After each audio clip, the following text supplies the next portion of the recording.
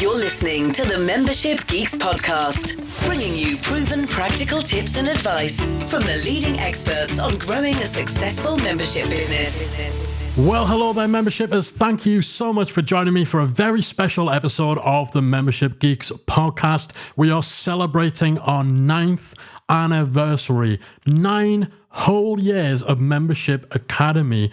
And in traditional fashion, this episode is going to be looking back on the past 12 months and diving into the ups, the downs, the ins, the outs, what's worked, what hasn't worked, what our challenges have been, and really just pulling back the curtain and giving you a look at what 2023 to 24 has looked like for Membership Geeks, Membership Academy, and everything else we've got going on.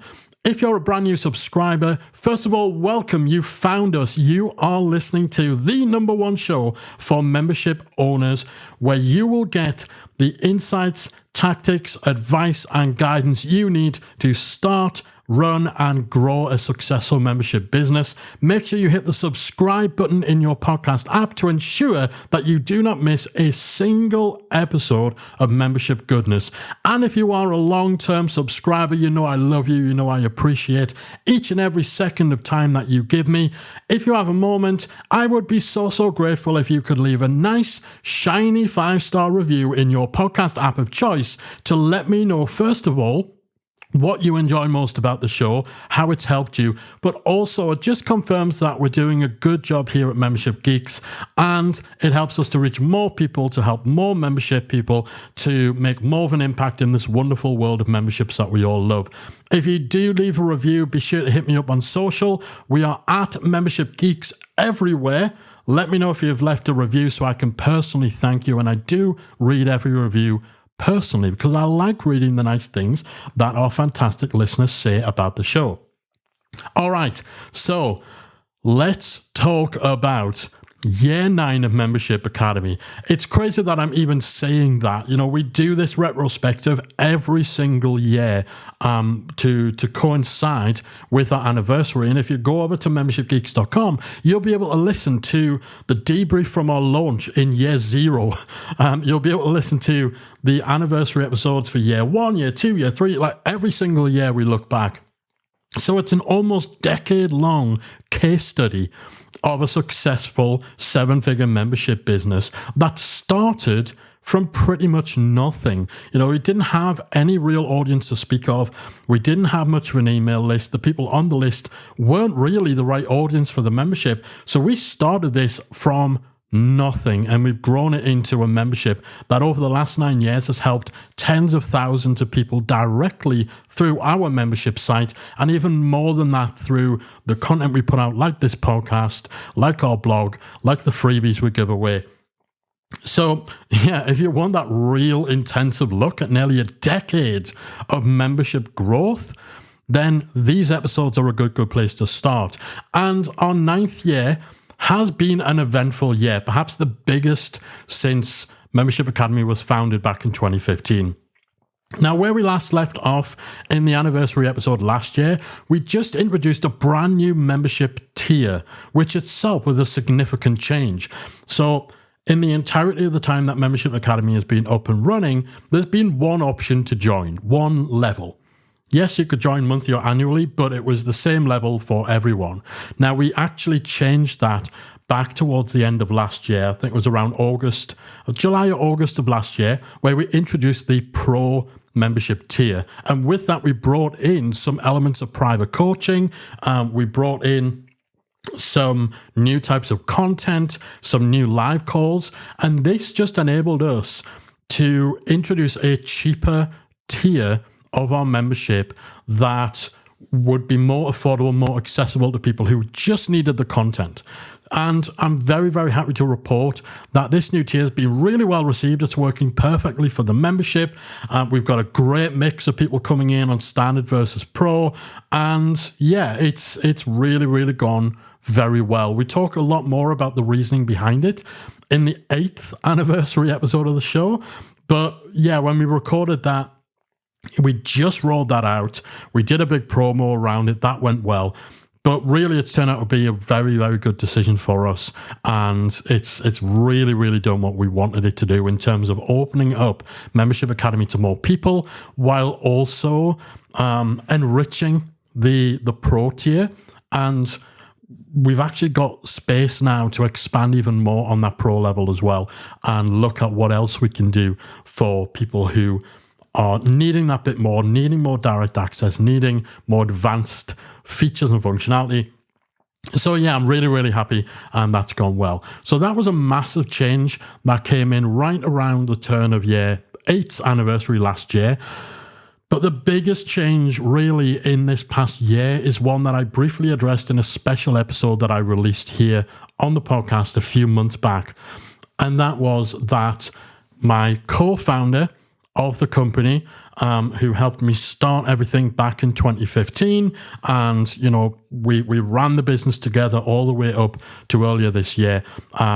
Sadly had to leave the company in January. Of course, I'm talking about Callie Willows, who I started this all with. She was the other membership geek, formerly membership guy, which was part why we changed it to membership geeks, because pretty much right away, we got that question of, well, why are you called membership guys when one of you is a girl? But yes, so Callie and I have been a couple romantically involved since 2011, and we founded this company together in 2014. We've discussed the whole origin story of that before on the show, so I won't go too much into it. However, last year we did separate, and even despite that, we continued working together. We found a pretty good rhythm. We separated. Our personal relationship ended amicably. We have remained friends.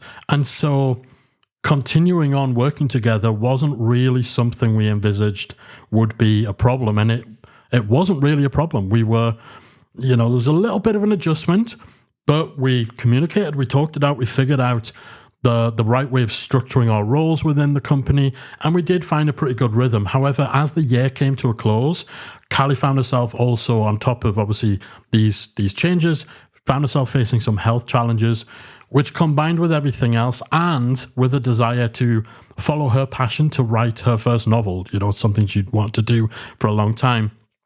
All of this kind of come together and led to her decision to step away from the company entirely. Obviously, the health challenges were the driving factor for that, but I think with everything else that had gone on, with the changes in our relationship, with obviously all the implications of that, it was just the right time for her to make that decision. Now, obviously, this had a huge impact, personally, professionally, on me, on the team. The questions that it threw up in terms of everything from like the brand, do we stay membership geeks? Who are the geeks? If there's just one of us, are the geeks the whole team? Are the geeks like you? There's lots of things were thrown up, as well as obviously the logistics, because she was a big cog in the machine, right? We both did our things within the company, and obviously that was all going to change and be upended. So it was a huge impact. Now, Callie did stick around for a month or so to help with the transition and to help kind of train up people in the team who would take on certain roles and make sure that, all those little things we do in our membership that we don't necessarily realize we're doing, we're perhaps not as conscious. It's just almost second nature, really just disseminating all of that and making sure that we could transition seamlessly. But still, even with as much as we worked together to make that transition a smooth one, it was still a massive, massive upheaval. We had to reprioritize some things. We had to change certain plans that had been made. And really it meant that the first 6 months of 2024 suddenly just became about steadying the ship and making sure that things continued as normally as they could be. I had no real idea what the impact would be. I didn't know what my days would look like, whether it would mean I couldn't concentrate on certain things because of the additional work taken on, whether the team would be impacted in such a way that would affect their performance. I didn't know how the team would take that. So yeah, that first really quarter one, quarter two of the year was just about, to be blunt, it was about survival. It was about keeping our heads above the water, navigating the change and figuring out the implications of it, figuring out, what do we do about content in the membership that's done by Callie? Like, does that need to be replaced now? Lots of questions, but really in the short term, it just meant focusing on just getting by and just trying to continue as normally as possible. Obviously, Callie is a huge, huge loss, but we're lucky to be at the stage where a lot in the business is solidified, where we have the brand where it is, where the membership is as a product. We weren't in the middle of any massive change within the membership. And so a lot was already kind of complete, right? We were already very stable in terms of the product, in terms of the brand, in terms of the base of content we had. So the challenges were probably more manageable than they might have been if this happened 4 or 5 years ago. And I feel like we've gotten through the toughest of them. Probably some of the bigger challenges were things like figuring out the branding, were things like communicating it to the audience, to the members. It was things like just figuring out what the day-to-day looked like, revisiting all of our processes, making sure that no balls were being dropped, and making sure that I could do that personally without taking my eye off the stuff that would continue to drive growth and sales and stuff like that. But yeah, we've navigated that, we've gotten through it, and we've come out stronger, I believe. We've always said that having 2 of us in the business wasn't just doubling up on resource, it was a force multiplier. It added more than just another set of hands. So it suddenly being all on my shoulders was a little daunting after a decade. You do question yourself, like, am I capable of actually running this thing on my own? Do people want just me? If Callie's suddenly not showing up inside the community, are people going to think that that's a huge detrimental element? If I suddenly start turning up, are people going to hate me?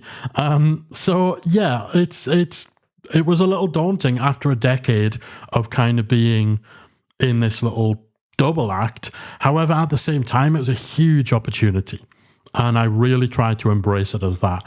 And that mentality has led to a bunch of exciting things that I'll be talking more about on this episode. Now, it is that thing, yes, another person in the business is a force multiplier, but there were definitely times where we were each a roadblock for each other. If one of us wasn't feeling something, that could actually really slow down decision-making. It could slow down processes. There were some things we had to do which were 2 or 3 times more work because there was 2 of us. When we tried to make this podcast a 2-person podcast, and that just became such a difficult process. When we did talks at Retain Live back in 2019, there was an opening keynote we had to do together. That took so much longer to create because you're having to not just write for 2 people, but you're having to almost script a 2-person performance. And there's a lot of things over the years that we put off. In terms of marketing tactics, in terms of changes, in terms of the way we run our business, because we've often talked each other out of stuff, or having 2 heads involved has actually ended up making decision-making take longer. So there's definitely an opportunity, and I think anytime you have major upheaval, major unexpected setbacks like that, you do have to ask, what does this make possible? And that's something I kept trying to do, particularly within the first couple of weeks after finding out Callie was stepping away. Focus on the positive, focus on what it makes possible. What am I going to do with this? Now that it is all on my shoulders, yes, it's all the responsibility, but also the decision-making process is streamlined. If I want to do something, if I want to test something, I just do it. Don't need to sit down, discuss it. Don't need to decide who's doing what part. Don't need to rely on other pieces of the puzzle slotting in place. I can just go off and do it. And so we became a little more nimble. And it's strange suddenly becoming agile in that way, becoming more nimble, becoming more freed up in the decision-making process 9 years into your business. That is a really weird headspace to get into. But it's led to a bunch of really exciting things happening. And perhaps one of our most fruitful, productive, and exciting years, despite it being one of the most difficult, challenging, personally and professionally. Like, it's been a year of contrast. And yeah, it's an interesting one. Obviously, one of the biggest challenges I mentioned is trying to reposition who the geeks are. What is the identity of the geeks now from a branding perspective?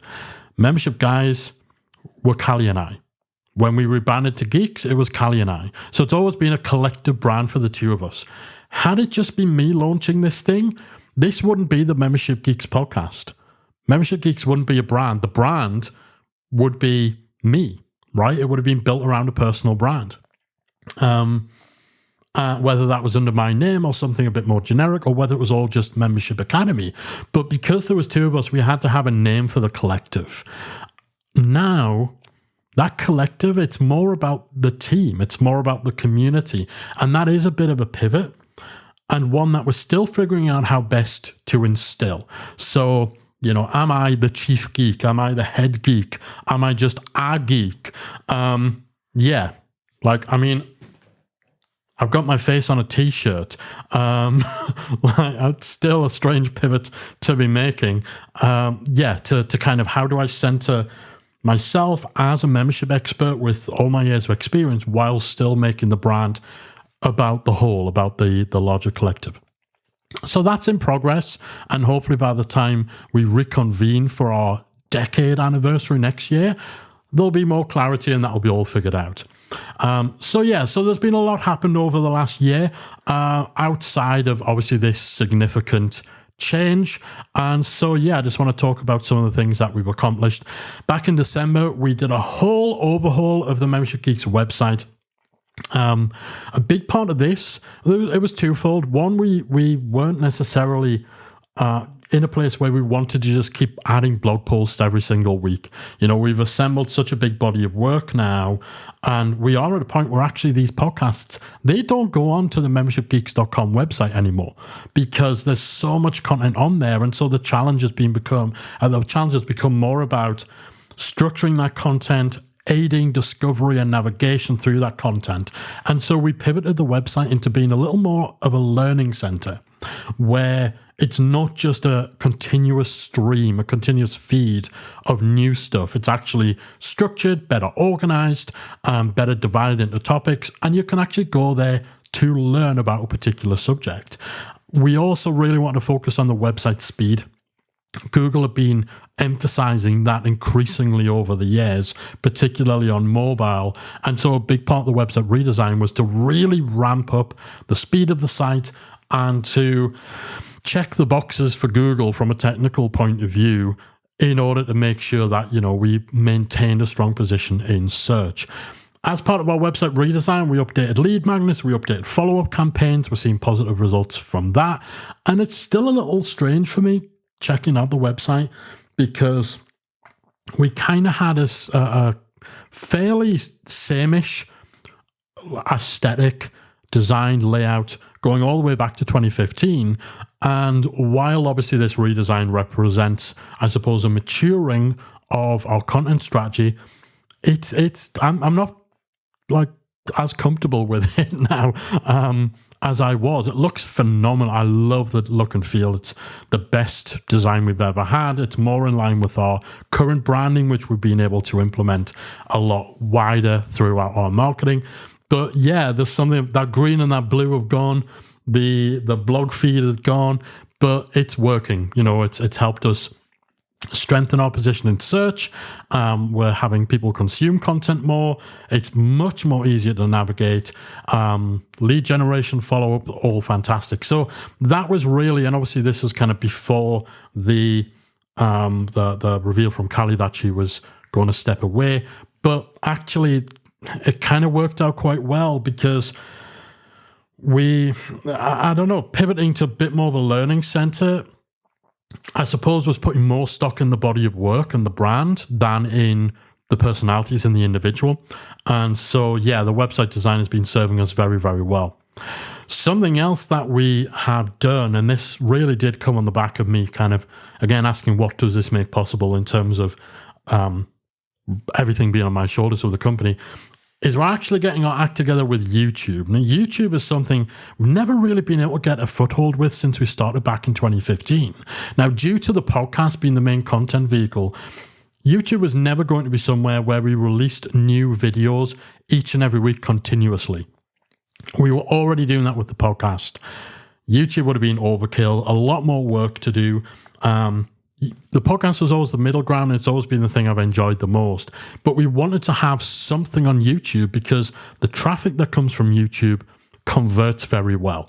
And so, yeah, of course, we want more of a presence on YouTube. We struggled in the past, but some of that has been because we couldn't find a way to get both myself and Callie on it. And it always felt anything we put out publicly, especially stuff that featured our face or our voice, there was always that question mark of, does it hurt the brand if this is all just me, right? And we kind of almost ignored that for a while with the podcast, but YouTube would have been too much. And Callie was never comfortable enough on video to want to kind of be the face of YouTube. Like, so she could be YouTube, I'd be the podcast. We've gotten our act together a bit more with YouTube and actually put together a nice series of videos. So I had this idea of creating an essentials series. So I have a bunch of essentials series as entry points into key membership topics. So rather than just banging out random videos with random topics week after week, we'll actually put together 6-part video series on sales, on membership basics, on launching, on retention, on marketing, that all lead into our other content, into our lead magnets, and ultimately the academy. This reduces the need to just be on that content treadmill because you can produce and release these more strategically. And yeah, we've got the first series out already, the Membership Essentials series. If you go to our YouTube channel, youtube.com/membershipgeeks, you will see that there. And that first series has gone down well. It wasn't too much hassle to create. Like, scripting it was the longest time, but having a teleprompter meant that pretty much all the videos in that series were done in one take. And they all look fantastic. Our amazing designer and video editor, Tom, really polished them up. And they look great and they've been really well received. And there's 3 new series in the works too that actually were kind of... We're recording these as part of Memberpalooza. So when I'm doing the masterclasses are actually structured around 6 segments that will then be chopped up and turned into YouTube series. And yeah, I'm very excited about that. And I'm really looking forward to seeing how that impacts our YouTube performance and whether the part YouTube plays in our strategy actually changes over the years. We've been doing video reviews of membership plugins as well. They've been very popular. They're serving us well in search. So I can see YouTube becoming a much bigger, more impactful part of our overall strategy over the coming year. And obviously that's something I'll update on when we get to year 10. And speaking of things that we kind of struggled to really find our feet with since we started the Geeks and since we started the Academy, webinars. Oh my word, webinars. Despite being in the online business game for so long and doing lots of regular webinars live for our members, we'd actually never run a single live webinar for marketing purposes. We never ran a webinar to get sales.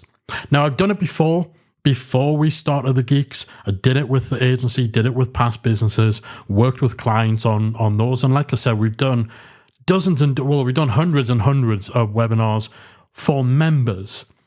But for the Geeks, for the Academy, we've never done a sales webinar or a marketing webinar to the public where the aim was to generate membership sales. That is just such a huge blind spot. And it's something we kept putting off and putting off. It became a running joke about how we would never end up getting webinars done. But I'm not quite sure why we didn't, because they're not crazy amounts of effort and they work, and we know they work because we've done them with clients before. It's just something that was just constantly kicked down the road. And I think we turned it into such a big thing because we hadn't done a webinar at that point. So anytime we talked about it, the strategy for getting the best out of webinars was just becoming more and more convoluted, right? So it wasn't just you know what, should we just pick a topic, write a webinar and do it next month? It was always okay, so if we're going to do webinars, then we need to come up with a 12-month schedule, which webinars we're going to do, who's going to do. We just overcooked the whole thing. But this year, finally got my act together and have run a couple of very successful sales webinars with more on the horizon. These are going to become a regular part of our marketing strategy because, surprise, surprise, they drive membership sales. Who thought? And obviously driving sales and driving growth is now the core focus. Now that we're kind of through that initial period of just surviving the most significant change that our business has ever seen, we are now in full-on growth mode. And as a result, we've seen a new addition to the team in recent months with Beth, our new head of growth, joining us and already hitting the ground running in helping with marketing, reshaping our approach to social and to search engine optimization, and being a pivotal player in making some key projects happen, some of which I'm going to be talking about a little more shortly. So, yeah, the Geeks team is getting bigger. Still a small, nimble team. We got Beth, who's in charge of marketing and growth. We got Tom, our phenomenal designer, animator, and video editor. He could probably be a videographer as well. The man can do it all. Hannah, our amazing community manager, and Zoe, our wordsmith. And we are the Geeks.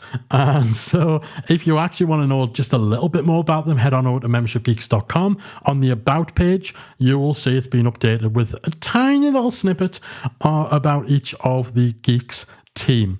Now, as far as Membership Academy itself goes, we've also brought back some of our most popular types of content and events with brand new growth game plans and membership insiders being added into the library now on a regular basis. We've also seen the return of the Academy show, which I always enjoy doing because it's a really fun way to round up all the news and keep people informed on what's happening inside the Academy community.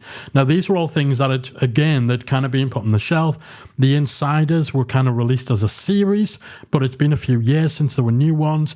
The game plans, we had kind of a stock of like 6 or 7 main ones, but I always wanted to bring in more specific ones for some of the major challenges and changes that memberships deal with. So it's great to be adding this content into the Academy. And again, to be going live every month with a little roundup for our Academy show. Now, outside of the Academy, I've also personally been getting back into public speaking, taking part in online events like the recent Membership Momentum Summit and offline events like the Atomicon Conference, which I spoke at back in June. That was a huge conference in my hometown, which was amazing. And I got to be on the main stage at the Sage, or the Glass House, they've rebranded it, which has been a goal. I was really pumped to be on that stage and to speak in front of that crowd. It's a great event run by our friends Andrew and Pete. And so, yeah, it's really good to be dusting myself off and getting back out there on the public speaking circuit. And after years of turning down request after request to provide some sort of one-to-one coaching or consultancy, this year I've launched what I call Power Hours, which are focused 1-hour-long coaching sessions that have proven very popular and extremely successful for everyone I've worked with so far. Now, for me, the resistance around coaching was twofold. For one, I honestly used to get a little over-invested when I would do coaching, when I'd have coaching or consultant clients where we agree to work together for months and months. I'd get so invested and then I'd end up really disheartened if people weren't following advice that I'd given them, or just going off and doing their own thing, or getting distracted by, something that, a marketing guru had said on a podcast. And then we'd get back together on a coaching call. And when I'd want to talk about the progress we'd made, all of a sudden their squirrel brain has gone off in a million different new directions. And yeah, it was really disheartening. They weren't following advice and then wondering why stuff wasn't working for them. So that was one thing. And then the other side, I always want my focus to be primarily on the Academy. So anything I did one-to-one had to be financially viable and not pull my focus away too much. Of course, Again, this is kind of the two-person curse of having two figureheads, two main people in the business. Which one of you does the coaching? Do you both do it together? Do you give people the option? If you give people the option and they keep choosing one of you, does the other one get offended? It's just one of those things that when you sit down to talk about it, discuss it and plan it, you very quickly rack up a list of complications or considerations when there's two people in the mix. Again, when it's just me, it's a little bit easier. Now, the way I've been able to arrange and do these power hours has really helped me strike that balance and avoid some of those things that I always hated about coaching, while at the same time, that 1 hour session, one call at a time, it really puts a focus on cutting the fluff and ensuring that things are hyper practical and actionable. Because that 1 hour call might be the only coaching time that person books with me. You know, they're not signing up to a series of 6 1 hour calls or any sort of commitment. 1 hour, one call at a time. And hey, who knows? By next month, I might decide I'm taking a break from the power hours. So we both want to get, both me and whoever's on those calls, we want to get the absolute most out of that session. And they've been the best, most effective, most fulfilling coaching that I've ever done. And the response, the results that everyone who I've spoken to has had have really validated that this is the way. If you go to membershipaccelerator.com, you'll find a link within there to Power Hours to find out a little bit more about them if you're interested. And if you're an Academy member, of course, as with everything, if you book in one of these calls, it's cheaper. It's basically like $100 cheaper. Because our Academy members get looked after. Man, professional podcast hosts cannot use correct English. But yeah, I've surprised myself with how much I've enjoyed doing this kind of coaching. It's really been eye-opening. I'm looking forward to continuing to build on that as time goes on. And finally, myself and the team have been very hard at work over the past couple of months on releasing the 2024 edition of the Online Membership Industry Report.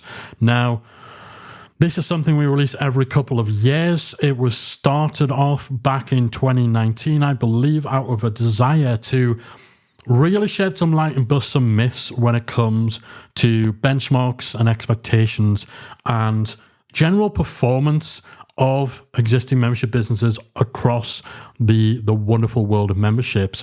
And this brand new edition, it's hot off the press. It just came out a month or so ago. We surveyed over 2,000 online membership owners on every facet of their membership business, from the makeup of their team to their revenue numbers, retention, how many members they have, how many members they've had in their lifetime, the marketing and engagement tactics they use, their tech setup, email list size, what they actually offer inside the membership, everything. Everything you want to know about the state of the online membership world, what the benchmarks are, what others are achieving, has been pulled together in this report, and we're so proud to have it out there in the world. You can grab your copy free at membershipbenchmarks.com. All right. So that's pretty much everything that's been going on in the last 12 months. It's been a crazy and unexpected year for sure, but overall, a lot of exciting stuff happening and some very positive things moving forward after a period of major uncertainty, major upheaval, and major adjustment. But it's all about looking forward. It's all about building on what that change can make possible. So let me give you a little preview of what's coming up in the future. First off, we're going to be bringing live member Q&As back to Membership Academy. These were a regular fixture for years, but we stopped them a couple of years ago in favor of an alternative approach of doing office hours. These didn't quite work, and honestly, they were really done again to spread the workload between myself and Callie. They just didn't work. We since brought in the Pick Our Brains feature for our pro members, which is great. It's kind of private video messaging where people can ask me questions and get a response directly to their inbox. But there's definitely still a big place for a more general open Q&A for all of our members. Now, I came to this decision largely due to a little bit of a tech meltdown that we had a couple of months ago where I was hosting a live watch party. So this is where we essentially rebroadcast a workshop we've done live while me and fellow members watch along. I'm in the chat answering questions, adding new info, and they're really good. You know, it's basically, it's a watch party, right? It didn't go too well. We were supposed to be watching a particular workshop. It just wouldn't play. So I had to improvise, and I ended up just doing an impromptu Q&A, which members loved. And importantly, I really enjoyed. So this week, we're doing a proper live member Q&A as part of Memberpalooza. That happens on Friday at 11 a.m. UK time. Everyone's going to be able to watch that, whether you're a member or not, but only members can participate with their questions.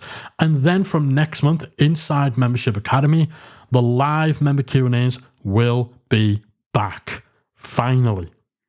And something very exciting that will be coinciding with the return of the Q&As is that we're going to be using the recordings of these sessions along with some other things in the mix to launch a member-only podcast exclusively for members of Membership Academy.